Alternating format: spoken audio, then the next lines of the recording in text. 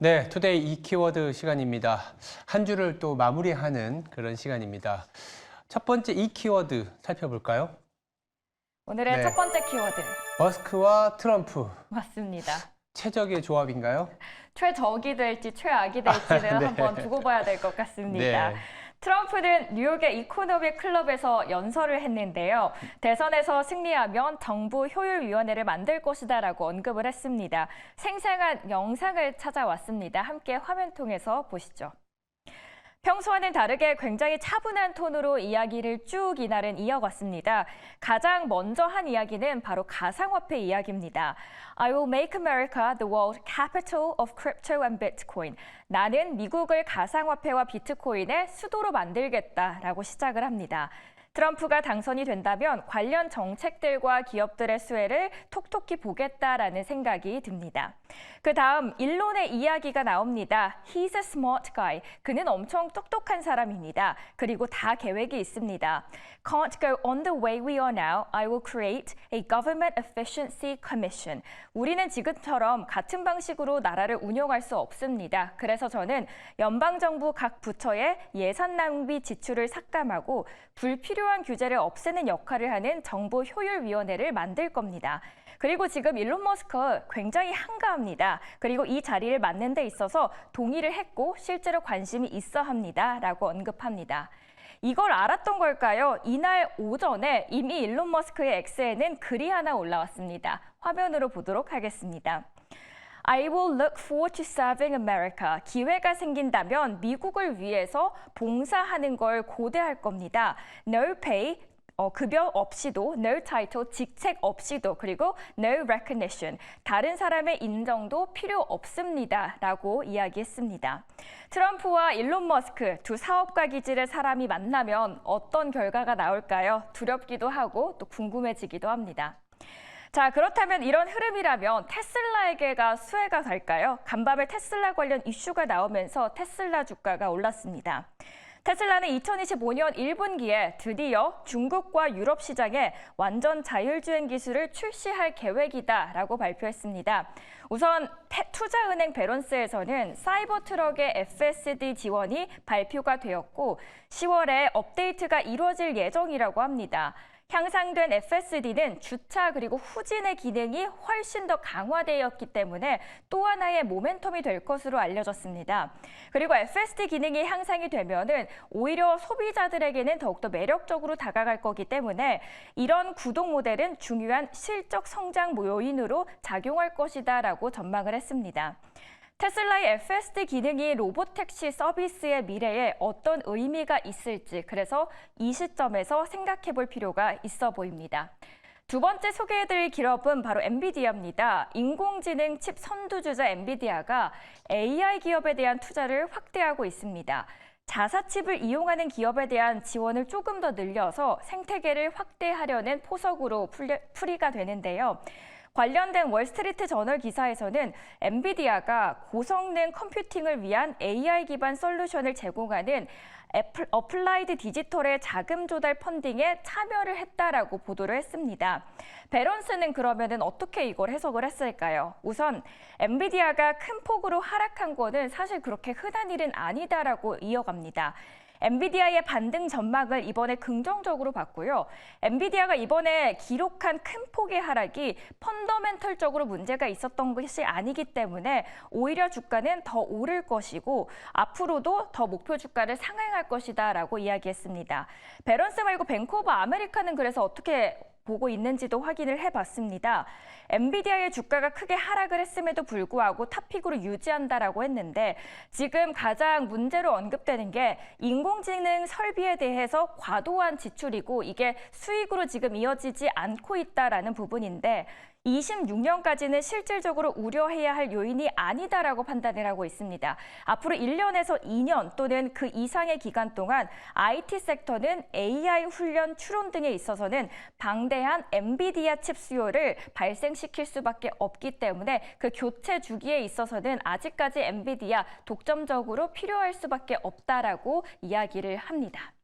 네, 엔비디아에 대한 걱정들이 많지만 여전히 성장성 의심하지 말자라는 식으로 봐야 될 것 같습니다. 맞습니다. 자, 그렇다면 두 번째 어떤 키워드 가져오셨을까요? 네, 두 번째 키워드는 TMI입니다. 어떤 TMI일까요? 간밤에 너무 많은 정보가 있었다라는 거예요. 지표가 많았다. 최근에 상당히 많은 지표들이 이제 발표가 되고 있고 이에 따라서 주식시장은 일희일비하고 있습니다. 간밤에도 채권 시장이 오르락 내리락 했는데 지표마다 조금씩은 엇갈린 결과를 내놓기 때문입니다. ADP 민간 고용 같은 경우에는 사실상 쇼크가 나왔습니다. 한 11만 건에서 전월에 11만 건에서 9만 건으로 낮아졌기 때문인데 오히려 더 14만 건으로 늘어날 것으로 봤었거든요. 이러면서 오늘 저녁에 나오는 고용 지표 고민이 됐었겠죠. 근데 또 한편으로는 주간으로 계속 나오는 신규 실업 청구 건수 전주보다 오히려 줄어들었습니다. 줄어들었다라는 거는 고용이 괜찮다라는 거거든요. 엇갈린 반응이 나왔다라고 보시면 될 것 같고요. 그리고 이제 잘 보진 않지만 최근에 고용 지표다 보니까 이 단위 노동 비용이라는 항목도 나왔는데 원래는 0.4%에서 더 약간 상승을 하면서 이 물가에 대한 압박을 주는 거 아니냐라는 고민이 있었습니다만 전월과 동일한 수준이었습니다.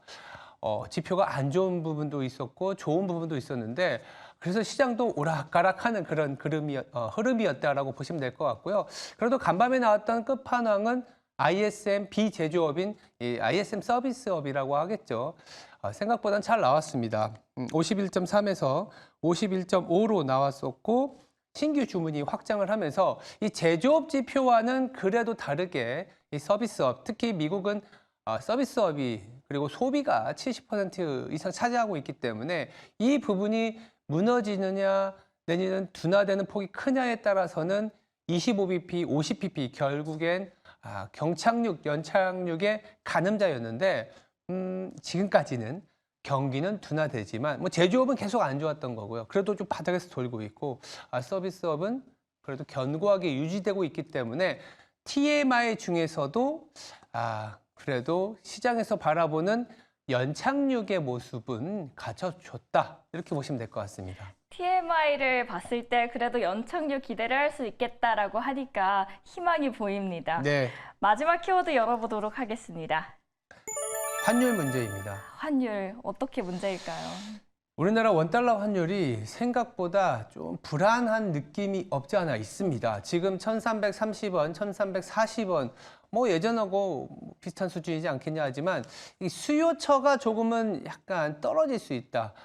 자막에도 나가지만 이 금투세 문제가 사실 주식시장뿐만이 아니라 이 채권 시장에도 영향을 미치기 때문에 이 개인들의 채권 매수세가 좀 둔화되게 되면 결국은 이제 금리가 올라갈 수가 있습니다. 시중금리가 올라간다는 것은 또 전체적인 우리나라의 성장률을 떨어뜨릴 수 있기 때문에 환율이 올라갈 수가 있겠죠. 달러 대비 약세를 볼 수 있는 거고 그리고 우리가 이 3분기에 기대하고 있었던 WGBI, 세계 채권 지수라고 하는 부분들이 있었는데 여기 편입이 되면은 500억 달러의 규모가 유입이 되면서 채권 시장이 안정이 되고 이로 인해서 환율도 안정이 되는 그런 기대를 했었거든요. 근데 월가 중심으로 골드만삭스도 그렇고요. 올해가 아니라 내년 정도로 기대해야 되는 거 아니냐 이런 얘기들이 나옵니다. 유로 클리어라는 이용 가능성이 있는데요. 이게 좀 진전이 더 필요해 보인다. 이를테면 세금 면제 허가 등의 절차 등이 남아 있는데 기대했었던 수요처 그러니까 개인들의 그 순매수가 사실 지금 월 평균으로 우리나라 채권 시장에서 3조 원 정도 됩니다. 적지 않은 규모죠. 이 규모가 둔화될 수 있다. 아마 10월 이후에 만약에 어저께 조사된 뉴스를 보니까 주식시장도 큰 손들이 10월까지 금투세 문제가 해결이 되지 않으면 좀 팔고 떠나겠다. 주식뿐만이 아니라 채권 시장도 조금은 수급 불안이 생길 수 있다는 점은 우리나라 원달러 환율에 상당히 안 좋을 수 있습니다.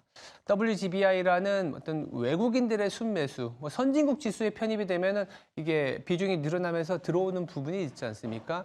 그래서 원달러 환율이 간밤에도요, 달러 대비 조금 약세를 보였습니다. 1,330원, 1,340원인데 아마도 월말 그리고 연말로 갈수록 원달러 환율이 조금 더 위로의 방향성을 잡으면서 외국인들의 순매수 규모가 그렇게 강하지는 않을 수 있다는 점을 조금은 주의 깊게 보셔야 될 것 같습니다. 악재가 더 나와도 이제는 감정이 무뎌진다라고 시청자분께서 해주셨는데 왠지 마음이 아려집니다. 너무 많은 악재, 우리나라는 이 TMI가 상당히 많은 악재가 나왔던 것 같습니다. 그래도 잘 버티고 있다는 정도로 저희들이 보고 그 안에서 그래도 살만한 종목들이 있다는 거에 희망을 걸어봐야 될 것 같습니다. 그 희망 한번 오늘 글로벌 증시 오늘 이 시간에서 한번 알아보도록 하겠습니다. 세 가지 키워드를 통해서 투데이 키워드 함께 알아봤습니다.